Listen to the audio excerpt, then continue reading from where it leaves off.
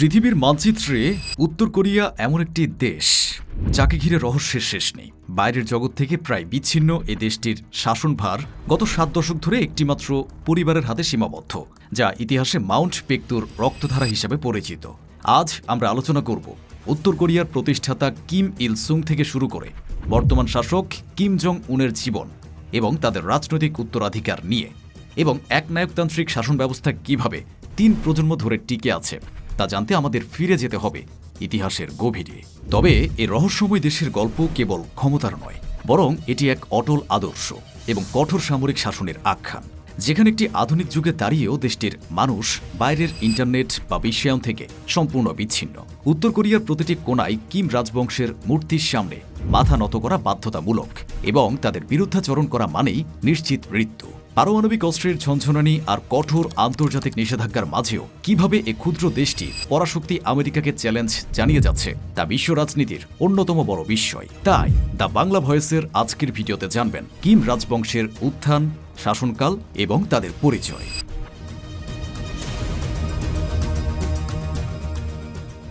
দাদা কিম ইল সুং উত্তর কোরিয়ার স্থপতি। উত্তর কোরিয়ার ইতিহাসের প্রথম এবং প্রধান অধ্যায় শুরু হয় কিম জং উনের দাদা কিম ইল সুংকে দিয়ে। তিনি ছিলেন একজন দক্ষ গেরিলা যোদ্ধা, যিনি 1930-এর দশকে জাপানি উপনিবেশিক শাসনের বিরুদ্ধে সশস্ত্র সংগ্রামে নেতৃত্ব দিয়েছিলেন। 1948 সালে তার হাত ধরেই গণতান্ত্রিক প্রজাতন্ত্রী কোরিয়া বা উত্তর কোরিয়া প্রতিষ্ঠিত হয়। তিনি দেশে জুসে নামক একটি বিশেষ রাজনৈতিক দর্শন প্রবর্তন করেন, যার অর্থ হল চরম স্বনির্ভরতা। কিম ইল সুং উত্তর কোরিয়ার মানুষের কাছে কেবল একজন নেতাই নন, বরং একজন দেবতার মতো পূজনীয় ব্যক্তিত্ব। দীর্ঘ 46 বছর দেশ শাসনের পর 1994 সালের 8 জুলাই 82 বছর বয়সে মৃত্যুবরণ করেন এই নেতা, এবং তার মৃত্যুর পর তাকে দেশটির চিরন্তন প্রেসিডেন্ট ঘোষণা করা হয়।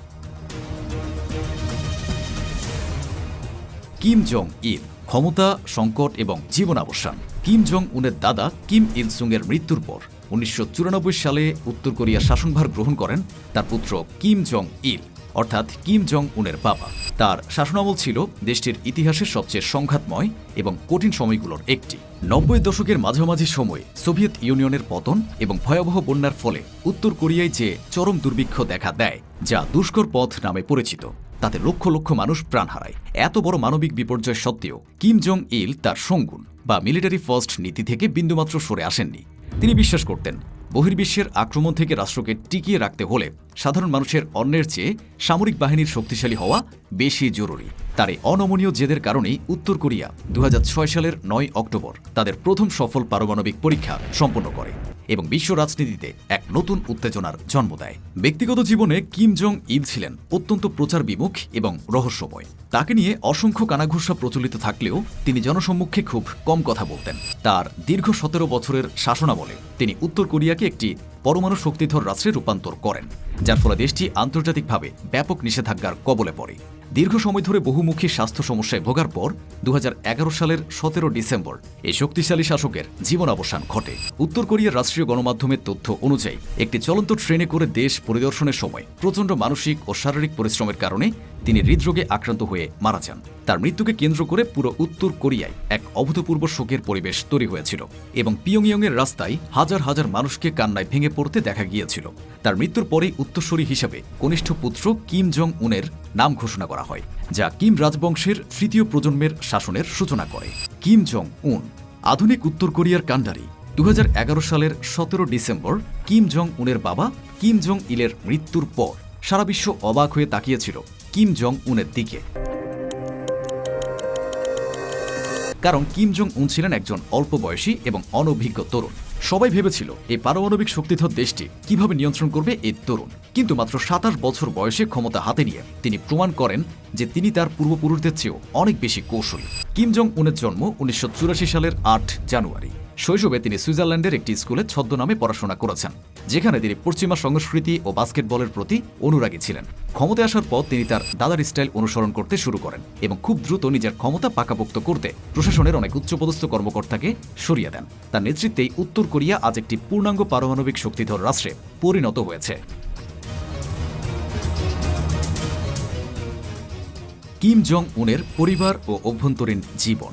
কিম জং উনের পারিবারিক জীবন অত্যন্ত গোপনীয় হলেও সাম্প্রতিক বছরগুলোতে কিছু তথ্য সামনে এসেছে। তার স্ত্রী রি সল-জু একজন প্রাক্তন সঙ্গীত শিল্পী, যাকে প্রায় রাষ্ট্রীয় অনুষ্ঠানে মার্জিত পোশাকে তার পাশে দেখা যায়।